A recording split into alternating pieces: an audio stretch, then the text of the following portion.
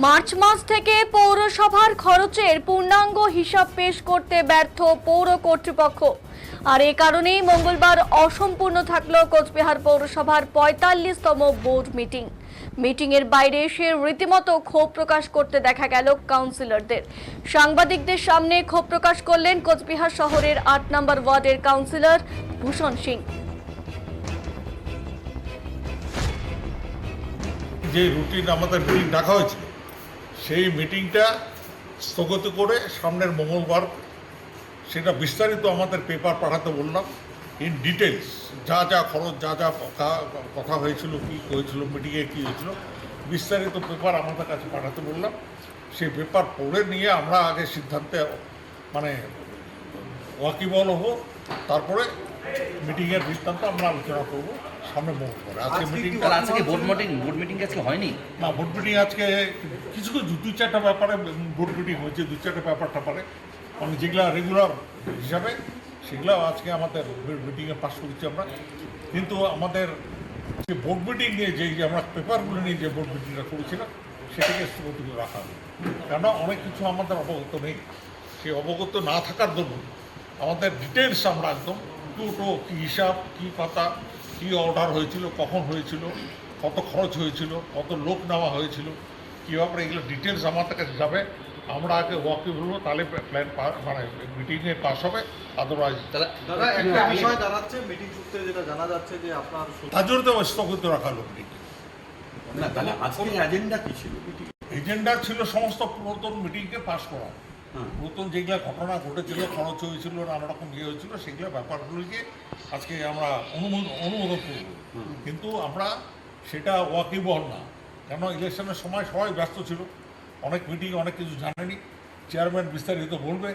তো সেইখানে আমি এইটুকু বুঝলাম যে এতটুকু কথা হয়েছে যে আমরা যতক্ষণ অবগত না হবো, ডিটেলস পেপার আমাদের ওখানে পাঠানো হোক, টোটো ইনটু সে সমস্ত পেপার বিস্তারিত জানার পরে আমরা ফাইনাল মিটিং করে এটাকে এটা কত টাকা কোন স্প্যানটা, মানে কতদিন থেকে কতদিন একটা জানতে চাই? এটা আমাদের নতুন চেয়ারম্যান আসার পর মার্চে কত টাকা হ্যালো এখানে আসবো না ছবি দিতে।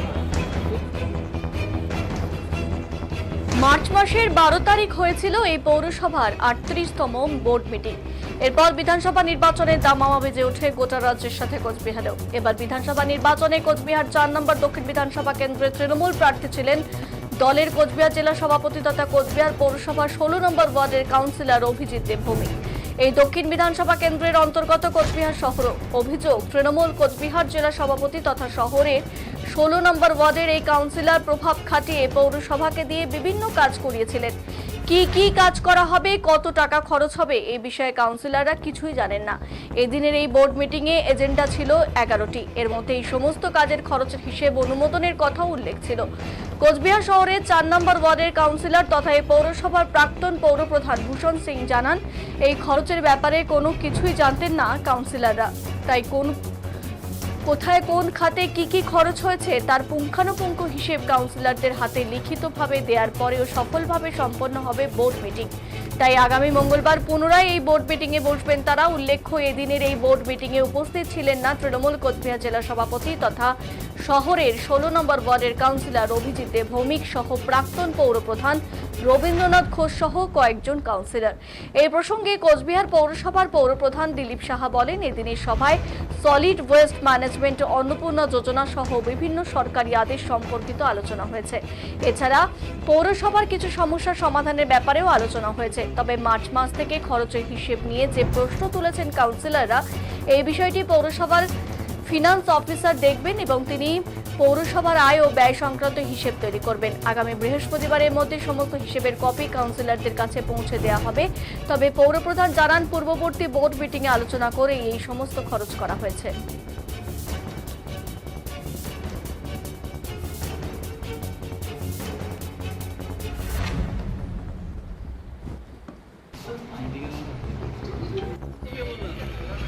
আমাদের গভর্নমেন্টের বিভিন্ন নোটিফিকেশন অর্ডার আছে, যেমন 60 বছরের ঊর্ধ্বে রাখা যাবে কি যাবে না।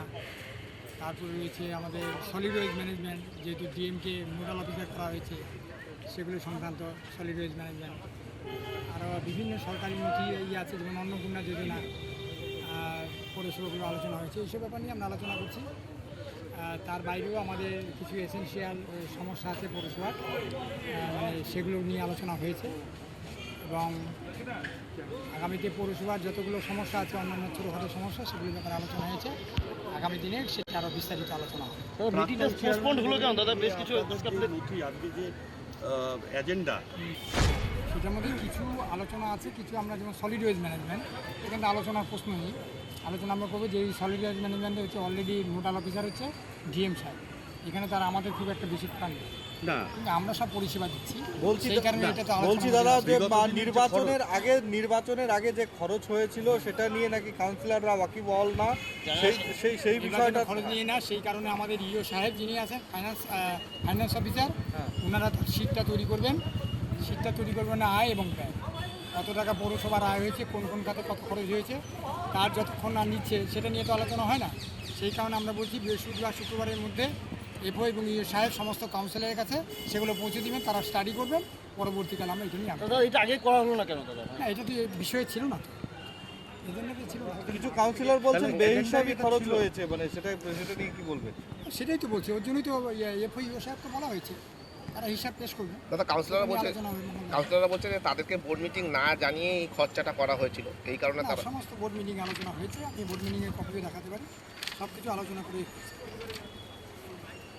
মানে আমরা আপনাদের বলেও ছিলাম এর আগে, সব কিছুই বোর্ড মিটিং বলছে যে মার্চের থেকে যে এখন পর্যন্ত খরচ ইয়েটি হয়েছে সেগুলো তারা কিছু অবগত না, সমস্ত জানে কিছু না। হয়েছে। এই যে দেখুন বোর্ড মিটিংয়ে সমস্ত আলোচনা, এই যে এসি না civil engineer, mechanic engineer, contractual বেশি জানা হয়েছে, তারপরে ড্রেন লেবার, ড্রেন কুলার, যেগুলো হয় এটা তো সাধারণত, এটা তো পৌরসভার নতুন কিছু বছর না যে আমি 4 মাস বসছি, আমি সেন্ট্রাল লেবার নিয়েছি, আগে কোনো দিন সেন্ট্রাল লেবার নেওয়া হয়নি, নাইট কনজারভেন্সি নালে সেটা নালে নতুন হয়েছে, লেবার নেওয়া হয়েছে, মানুষ তো দেখেছে এটা visible, প্রাক্তন not চেয়ারম্যান visible। ভূষণ সিং আজকে অভিযোগ করছে যে বোর্ড মিটিংয়ে জানা ছিল না, বোর্ড মিটিংয়ে এমন কিছু হিসাব পেশ করেছে চেয়ারম্যান, মঙ্গলবার। তারা দেখে নিয়ে তারপরে তারা সই বোর্ড মিটিংয়ে তো কোনো খরচের হিসাবই নেই, এজেন্ডা কোথায়? না, এক্ষেত্রে তো প্রশ্ন যে বোর্ড এজেন্ডা মিটিংয়ে আজকে যে এজেন্ডা ছিল, আপনার হাতের কাগজেও দেখা যাচ্ছে 11টি এজেন্ডা।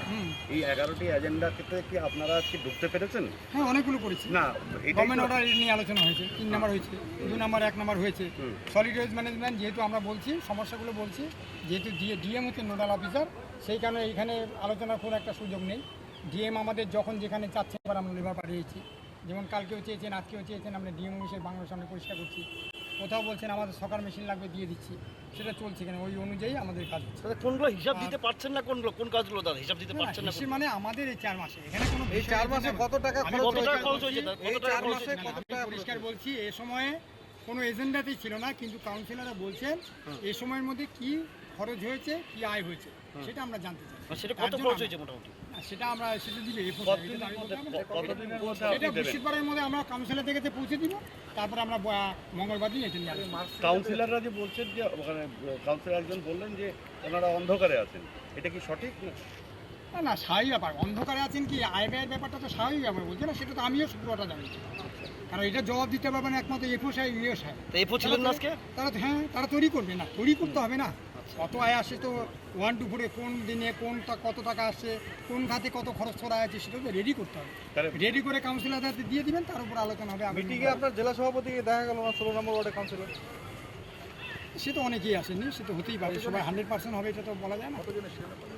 আমাদের আজকে তো সবাই এসেছিলেন প্রায়, ছিলেন না আপনারা জানেন 2 নম্বর ওয়ার্ডের কাউন্সিলর তো একটা কারণের জন্য আসতে পারেনি, আর 3 নম্বর ওয়ার্ডে মায়া ম্যাডাম উনি হাজব্যান্ডকে নিয়ে চেন্নাইতে গিয়েছেন, হাজব্যান্ড হচ্ছে মানে বলা যায় ভালো মতো অসুস্থ, এবং ওনার এক ছেলেও হচ্ছে আপনার লিভারের বোধহয় লিভার ড্যামেজের মতোই আছে, দুজনকে নিয়ে উনি চেন্নাই গেছেন চিকিৎসা নিয়ে।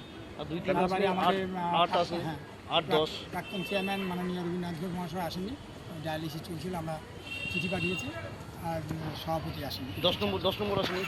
10 নম্বর তো জানিনি, রেবাকুণ্ডিতে একটু তার ছেলে আসছেন, জেগে দিয়ে আসেন। কোন একটা লাস্ট প্রশ্ন, কোন সময়ের হিসেবটা নিয়ে মানে এই সমস্যাটা তৈরি হলো, কোন সময়কালের? আচ্ছা, আপনি যে সময়ে সমস্যা আমার সময় হয়, বিগত 4 বছরের মধ্যে বড় 4 বছরের হিসাব হবে। না, ওনারা যেটা বললো যে গত মার্চের থেকে হ্যাঁ, আপনি সেটা হোক, আমি চাই তো আমারটাও হোক আগে, আচ্ছা, আমারটা আগে হোক, সেটা চাই, এই 4 মাসেরটা হোক, কিন্তু তার আগেরটাও তো হবে না, সে তো তার আগে তো আমাকে জানতে হবে না। আমাকে তো জানতে হবে। আপনি পুরোটা হিসাব করবেন তাই তো? পুরোটা হিসাব করবো। আমি তো পুরো হিসাবটাই নিই, ঠিক ঠিক আছে। আমার পুরো হিসাবটা চাই। আসলে 14 জন